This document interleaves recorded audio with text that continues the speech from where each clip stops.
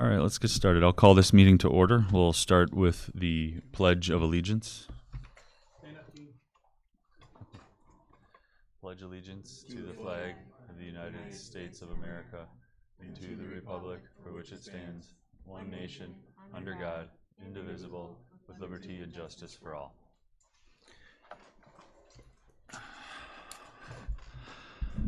This meeting of the East Troy School District Board of Education and all other meetings of the board are open to the public in compliance with state statute. Notice of the meeting has been sent to the media and/or has been publicly posted in an attempt to make citizens of the district aware of the time, place, and agenda of this meeting.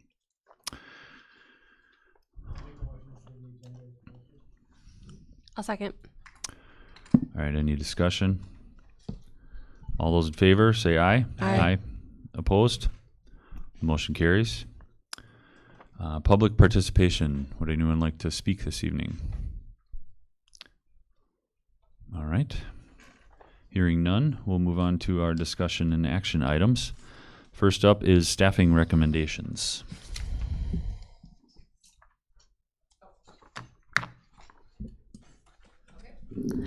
Okay, I'm going to start. So I'm bringing forth tonight with Adam Trindle from the middle school, a recommendation for special education teacher. Now I want to recap a little something for you first. So you had already approved 2 special education teachers at the middle school. One of those teachers has been reassigned to 4K. Jessie Larson, whom you approved, has moved to 4K special education. She has been at Little Prairie for a while now, a few years as a special ed para. She really wanted that position. Our pool of candidates was not good for 4K special ed, which was a little unusual for that. And so we then are going to we've filled middle school with this recommendation tonight, along with Jody Dooley, who you had also previously approved as a recommendation as well. So it's like, you're probably thinking, why are we approving 3? We don't have 3. No, because Jessie Larson has now been reassigned to 4K, and Michelle Walter, who we're bringing forth tonight, will take over that position upon your approval. So Michelle, I'm bringing forth tonight along with Adam Trindle.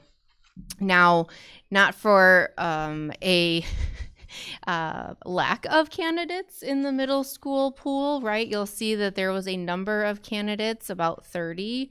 We interviewed a lot of people, and so we were fortunate to finally put all of the pieces of the puzzle into place. So this all was very got pretty convoluted because we had been trying to fill these positions for quite a while, and so there were a number of rounds, approximately 8 interview rounds before this, and then simultaneously trying to also fill that 4K special ed position. So we were trying to weigh out what would happen with that, knowing Jessie was kind of out there as well as a candidate. So Michelle Walter, I'm bringing forward tonight. So Michelle, I think, comes to us with some really great middle school experience. So she has been a middle school teacher for almost 30 years. She did teach special education a little while back in Salem from 2001 to 2009. So she is going to, have some adjustment back to special ed, but she has done that, but does bring great value in teaching all content areas in the middle school setting.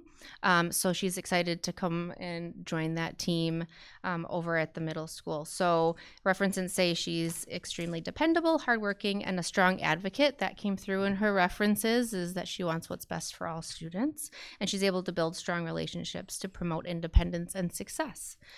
So with that, we are looking to bring that forward tonight, and then again having that reassignment of Jessie Larson over to 4K as well, just as that FYI. Okay, I have a couple to bring to you. So I'm going to present two on behalf of Stacy Keene. So the first is the at-risk coordinator. You'll notice that's a title change. In the past, we referred to that position as like the et al teacher or alt ed teacher, but we really asked them to do big picture program work. And so we wanted to make that clear in the posting. So you'll note the change of title there. We had 8 candidates apply and we interviewed 3. Through that process, we identified Matthew Sockrider for this position. So he has a Bachelor of Science from UW La Crosse in International Business Marketing and Spanish. He's previously taught in Spanish and business education. His references spoke highly of his work ethic, the connections he forms with students, which is especially important in this particular role, as well as his ambition to really create meaningful experiences for students.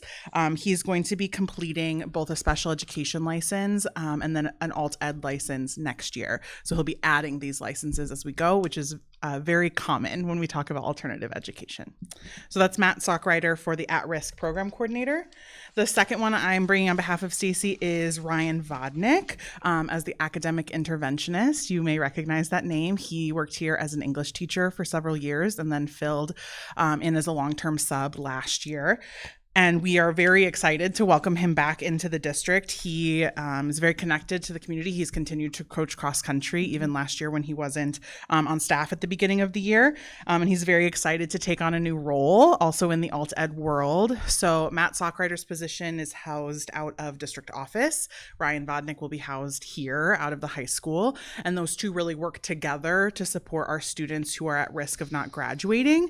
So they support them with credit recovery, sometimes with initial credit, sometimes with executive functioning skills, sometimes with social emotional skills, really a wide range of things to really support some of our learners who struggle to make it to the finish line of graduation. So Ryan was an English teacher here previously.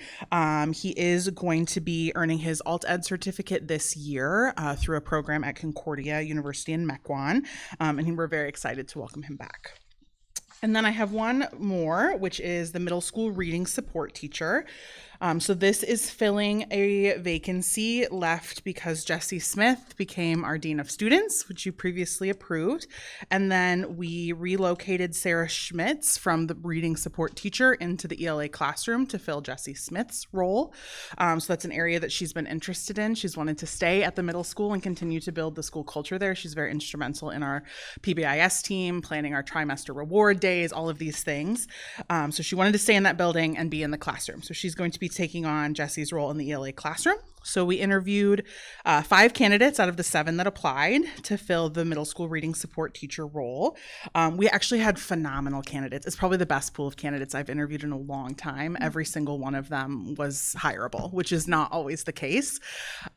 We had a top 2 that we liked so much that we ended up doing a second round. So myself and Kathy Nichols, who's our reading specialist at the middle school, met with our top 2 candidates virtually. We'd provided them with a scenario that was directly connected to our new curriculum at the middle school and asked them to plan a side-by-side intervention that they would use alongside that curriculum with students. And we found a top candidate from that process, which is Julia Fisher. So Julia graduated from UW Platteville with an elementary ed degree in 2020. She has 4 years of teaching experience in ELA in elementary and in middle school. She's worked previously with the Amplify curriculum, which is what we've adopted. So we're really excited to bring some expertise and experience to the team. And her references really highlighted that she's always willing to work with teams to really do what's best for students, her patience and adaptability, and that she has a really natural comfort level with students, which is especially important in that role that works in such small groups. So we're excited to bring Julia Fisher on at the middle school. And I think that's it. I see we also have an informational one. Did we want to cover that actively? I can talk about that. Yes, Sorry. Thank you. Yes, there is an informational one that Stacy put in as well. So this is Emily Corpella, who's replacing Kim Peter, who retired at the end of last year as our administrative assistant in the attendance area here at the high school. So Emily previously worked in the district and is joining us again, just in a new role as the attendance secretary. So I saw her today already starting her training. So she was picking up all the pieces that exist. Thank you. I will make a motion to approve the hiring of middle school special education teacher Michelle Walter, high school at-risk coordinator Matthew Sockrider, high school academic interventionist Ryan Vodnik, and the middle school reading support teacher Julia Fisher. I'll second. Any discussion? All those in favor say aye. Aye. Aye. Opposed? Motion carries. All right, next up, approval of Neola policies, the 2000s programming. Yeah, so this is the final reading. We've already done a first and second reading. There weren't any other suggestions. Kevin had one, which I appreciate, on 2510. It was just changing, I believe, the selection committee from the proper noun. And so that will be done. But other than that, I think all their language has been drafted from the first and second readings, the final one. So if the board elects to approve of these tonight, we'll be moving on with the 3000s to come at the next board meeting, or at least in September. Can we move forward with the 3000s even if we don't approve these tonight? Is there a lot of like stuff that's related or like linked between them? That one I couldn't. Yeah, I couldn't even tell you because I haven't gotten around to No, the yeah, 3000s that's very fine. much. So. So the 3000s is going to be, I can't remember if it's support staff or professional staff. So professional. I think it is professional staff. So it's going to look different because the 2000s is programming. Yep. So it's going to look differently than the 2000s. It's going to be more similar to the 1000s around administration, but it's going to be around the professional staff. I don't have like critical edits, but I did have a stack of suggestions. So if we don't mind waiting, otherwise I can bring them back for another review later. So nothing like, absolutely must be incorporated, but Doesn't. I mean, it's your guys' decision where you want to go with. that's why I want to make sure we weren't slowing anything down. But if nobody cares, then I can give you my edits and we can approve them next time. Yeah. If nobody Alright. cares. Yep. No motion. We'll move on to the next agenda item. Excuse me, which is approval of early college credit request. So this is in your packet. It's on page 135.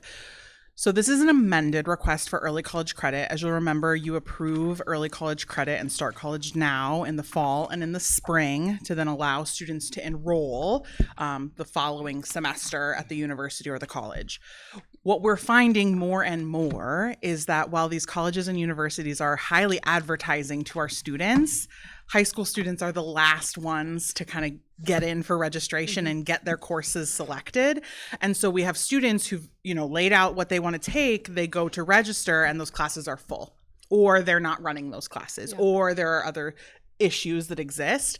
And so state statute and our board policy allows that if the student did everything right, they followed all the timelines, they've done all the pieces, and the issue is on the institution side, that they can bring forward an amended request. Essentially, they have to be admitted into this new class, and it has to be within the same number of credits that they were originally approved for. And if they meet both of those criteria and the course still meets all the criteria we would typically approve, we bring it to you for approval. So that's what I'm bringing for you. So you have 3 students that are in this situation. The first originally had 12 credits approved and is now looking to take 2 different classes for 3 credits each. The second had 9 credits approved, will be taking one of those previously approved classes, but then would like to add 2 different classes. And one student originally had 7 credits approved and is now requesting to take 3 different classes, but for a total of 6 credits. And that's it.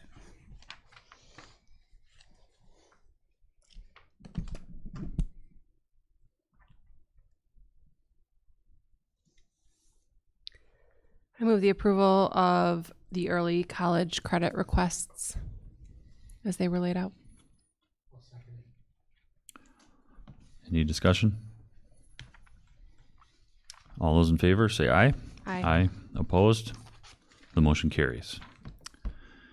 Request from a family for board consideration per policy 851 regarding fundraising at a school event. So this one is regarding the football game tomorrow night. I received a message from Jamie and Dan Zess. I'll just read the email that came from Jamie. It says, as you may be aware, our son Grayson tragically passed away in June after successfully completing his freshman year at East Trail High School. The support and outpour of love we have received from the community and the families within the district has been overwhelming. We are in the process of establishing a nonprofit foundation, the Grace and Zest Community Impact Foundation. It is important to us that we can continue to honor Grayson on a daily basis. The Grace and Zest Community Impact Foundation's mission is to invest in students who embody the spirit of community service and to support projects that create positive change. We strive to award scholarships to graduating students who have actively enriched our community through their actions and character. We will also partner with local organizations to fund and implement initiatives that promote community improvement for the greater good. Our goal is to foster a cycle of service, creating a lasting impact that reflects Grayson's values and inspires others to contribute to the vitality of our community. With that said, our family has created t-shirts based on the 3 rules in which we have raised our children and that we believe are important to foster a kindness that is so needed in today's world. At the first home football game of the season, tomorrow night, the team and students plan on honoring Grayson. At this game, we would like to sell the t-shirts to help support the foundation. All proceeds from the sale will go directly to the fund. It is our goal to present the first scholarship of the Grace and Zest Community Impact Foundation to students of the 2026 graduating class. Thank you for assisting in keeping his memory alive and allowing us to pay forward the kindness we have received.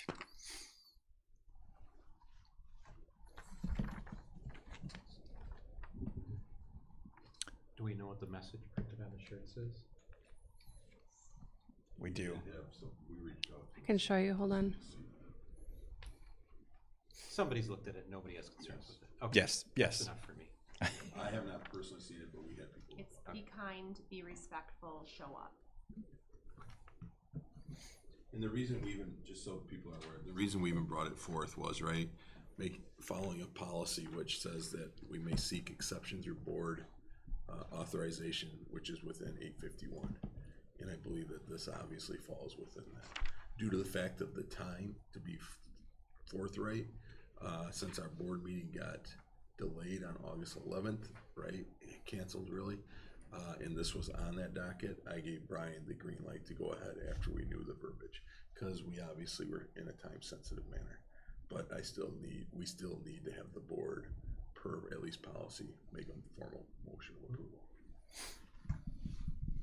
Move the approval of fundraising at a school event for the Grace and Zest Community Impact Foundation. I'll second. Any discussion? All those in favor, say aye. Aye. Opposed? The motion carries. Thank you. We've got a couple more agenda items, discussion and action if appropriate regarding board consideration of an employee termination grievance. That's closed session, as well as board consideration of personnel investigation related to coaching assignment. That's okay. And professional staff employment. All right.